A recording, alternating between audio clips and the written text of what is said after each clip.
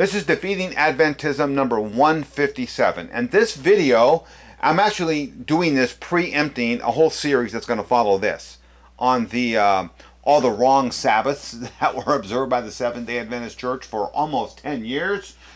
That was supposed to come out tonight, but this video is coming out in the place of those. Got a 4-volume, 4-set series following this video on those Sabbaths, which I think you're really going to like. This video too is also on the Sabbath.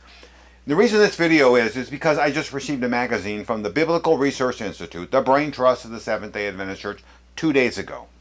And I saw an article in there on the Sabbath from Angel Manuel Rodriguez. He's the recently retired director of the Biblical Research Institute. So let me just say about the Biblical Research Institute, it is the brain trust of the organization. And you're going to see here in a minute when we look at their official website.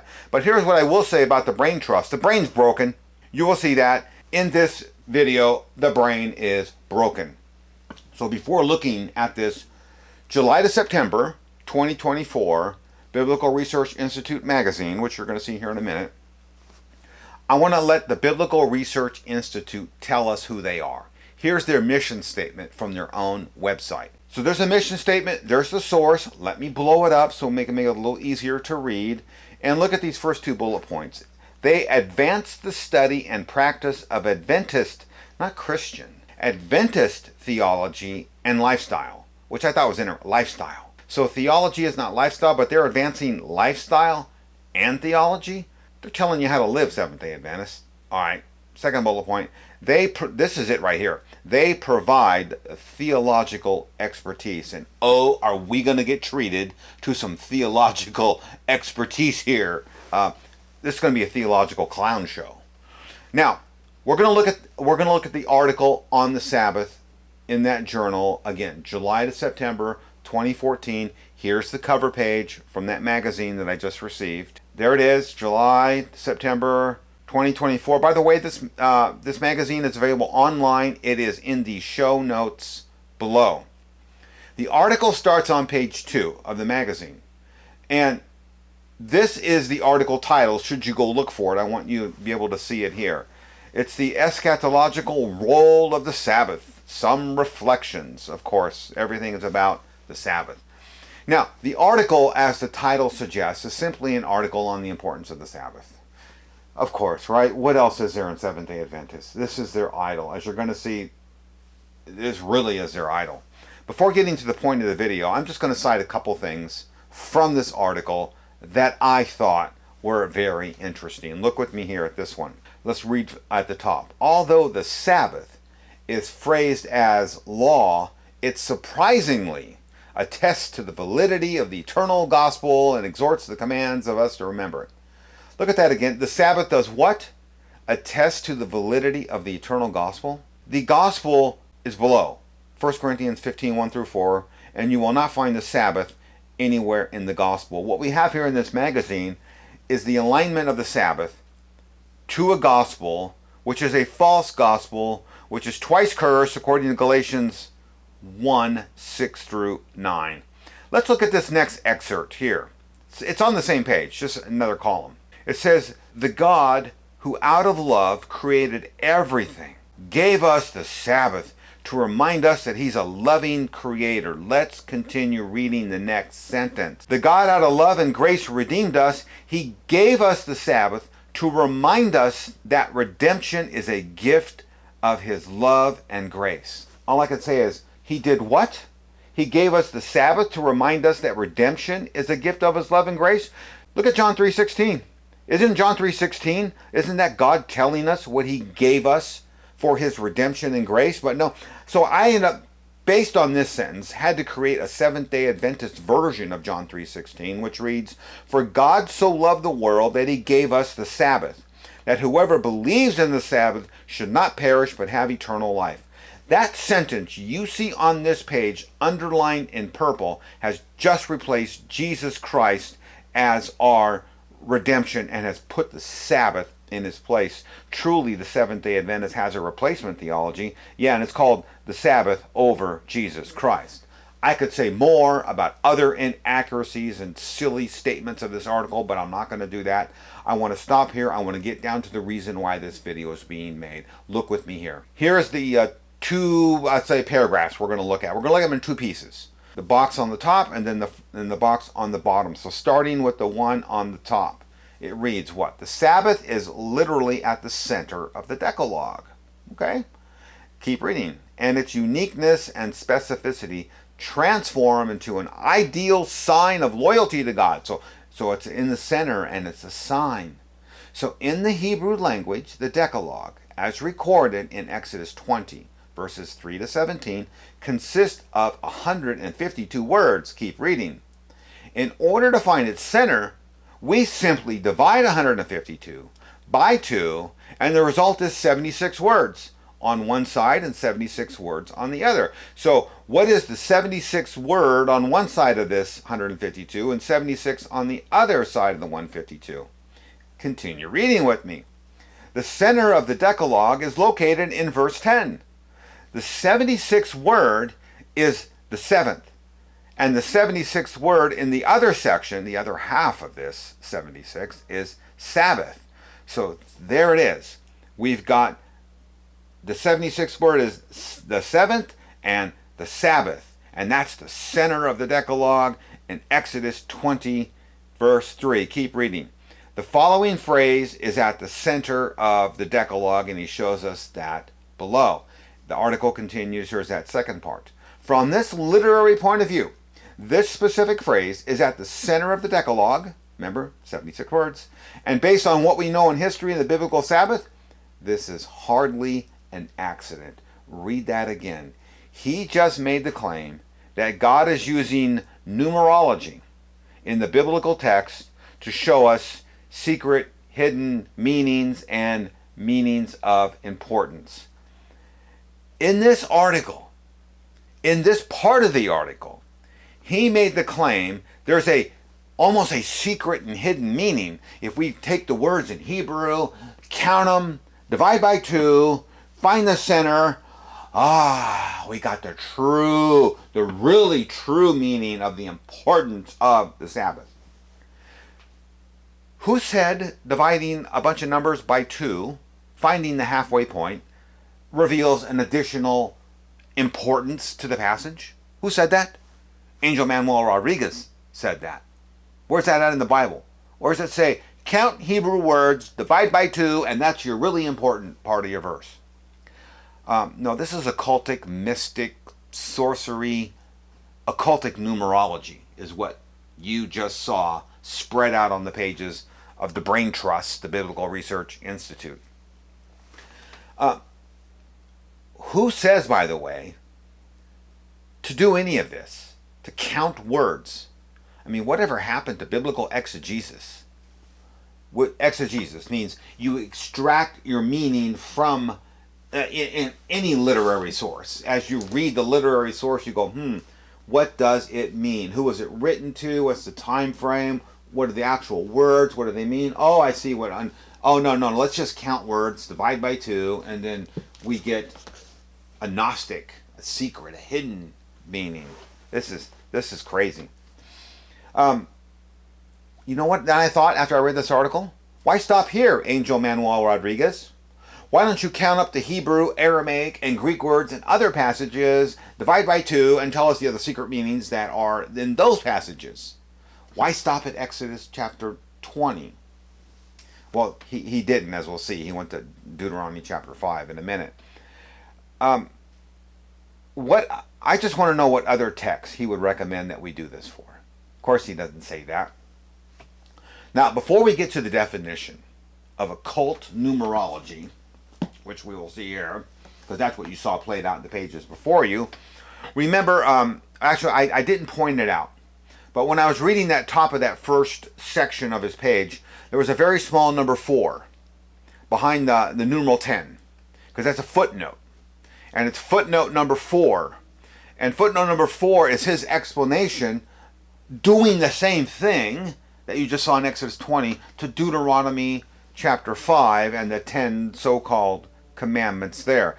This is footnote number 4. In Deuteronomy 5:7-21, the Decalogue consists of 172 Hebrew words. So see, it's not the same. And he did his same waza bing format. Let's add them up. Let's divide by 2, and it equals 86. And the center of the 86th word in the first part is any, and then the 86th word on the last part of it is work. So now in the first Seventh-day Adventist occultic numerology, we had the first word being the seventh and the second word being the Sabbath. Now here in Deuteronomy, we have the first word being any and the second word being work.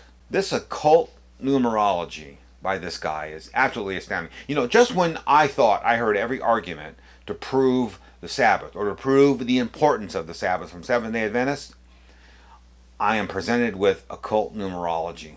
And from the Biblical Research Institute, the Brain Trust. That's why I said it's got a broken brain. Isn't it funny how neither one of them had the same 2 words in the center? Neither one did. But that didn't seem to deter him from deriving some kind of meaning from it. So here he is. He's got his Bible. He's counting words and dividing by 2 and go, oh, this is really important. He forgot about biblical exegesis again. This Biblical Research Institute article is just proof Seventh-day Adventists do not study the Bible.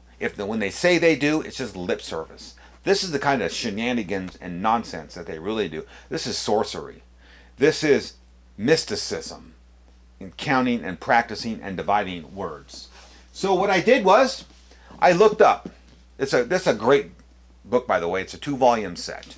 It's the Encyclopedia of Occultism and Parapsychology. Fantastic book set. And what does it say about numerology and what Angel Manuel Rodriguez did in the Biblical Research Institute magazine? Here is the very book I just held up. There is the title page, and this is volume 2, M through Z.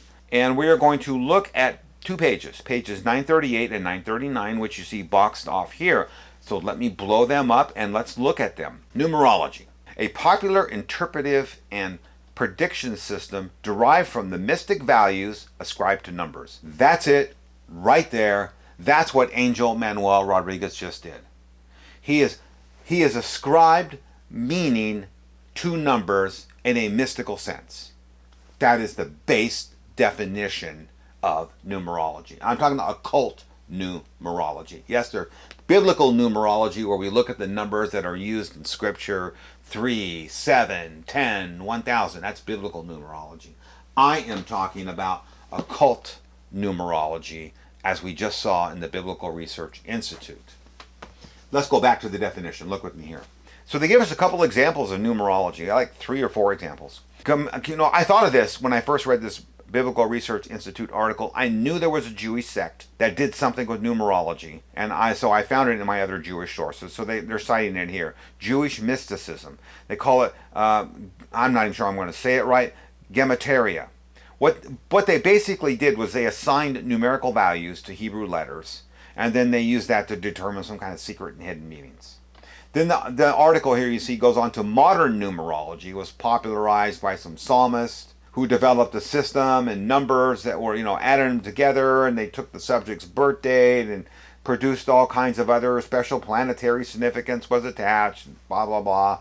And another case of numerology, which is numerical values assigned to a person's name or their birthplace that are added. And you keep reading at the bottom and you see where I underline tarot pack. So look with me here. Here's a book I've had for a long time, and I absolutely love the title. It's called A Wicked Pack of Cards, The Origins of the Occult Tarot. And what you just saw in the Encyclopedia of Occultism and Parapsychology was a relationship between numerology and tarot cards. And I looked in the index here for numerology, and there are numerous citations for numerology. And on the back here is a tarot card, and you see a number on it. So this numerology goes back into the witchcraft sorcery of fortune tellers, as well as we saw in this book, and tarot card readers. That's all that's going on in this Biblical Research Institute article, is that.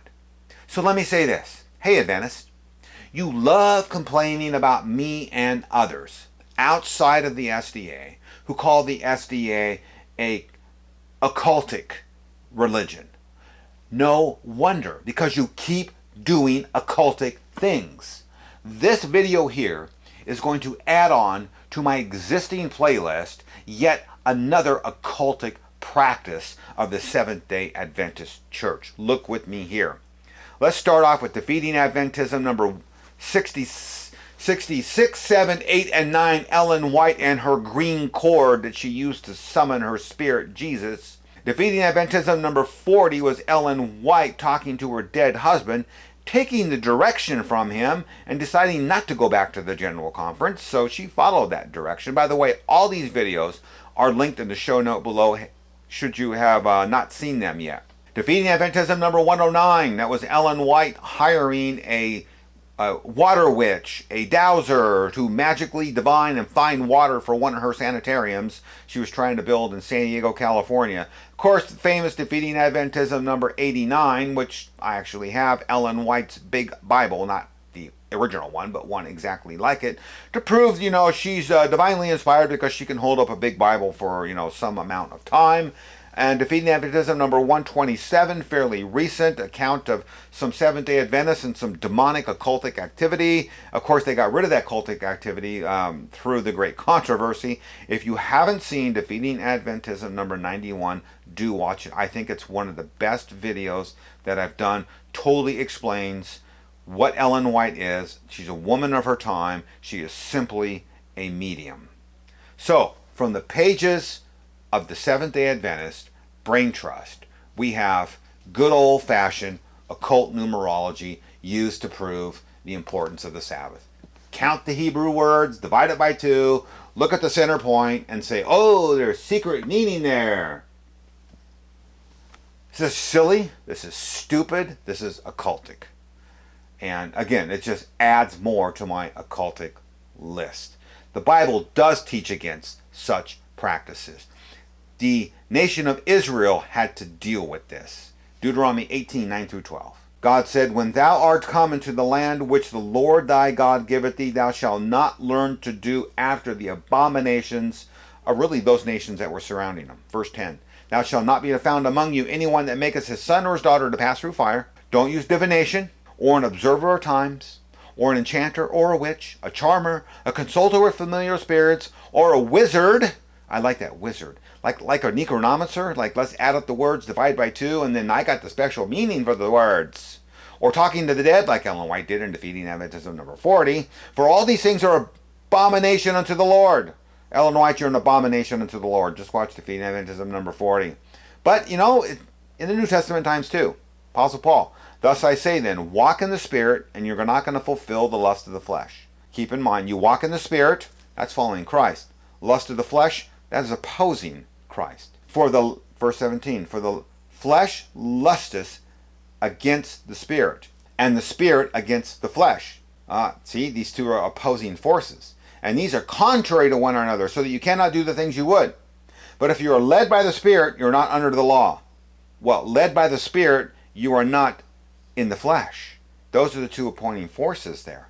You're either one or the other, and look at verse 18. You're either led by the Spirit and in Christ, or you are under the law, or in the flesh, as we know from verses 16 and following. Verse 19, now the works of the flesh, or the work of you law followers, because you're not in the Spirit, are these: adultery, fornication, uncleanliness, lasciviousness, idolatry, witchcraft, hatred, variance, emulations, wrath, strife, seditions, heresies, murders, etc., etc., etc. That's Seventh-day Adventism. They're not Christians. The video preceding this is just a video of just 3 of their senior leaders in the General Conference testimonies testifying they're not Christians. No, they're not Christians. So Galatians 5 is describing Seventh-day Adventists because they're not in the Spirit of Christ. They are in the flesh. They are under the law. And when you are under the flesh and following the law, these are the things that are going to follow you. And one of the things that's going to follow you is like sorcery, witchcraft, enchanters. So it's no wonder I find this in Adventist literature. They're not Christians. I don't expect them to act like Christians. But for you Seventh-day Adventists, go read that article. Go see Angel Manuel Rodriguez. Go look at it yourself and tell me if that's how you read and interpret the Bible. I hope not. I hope this article is enough for you to say, I am done with this false church, leave it, and come to the true Jesus Christ of the Bible, because that's what you need to do, because right now you are deceived. Get out of this false church.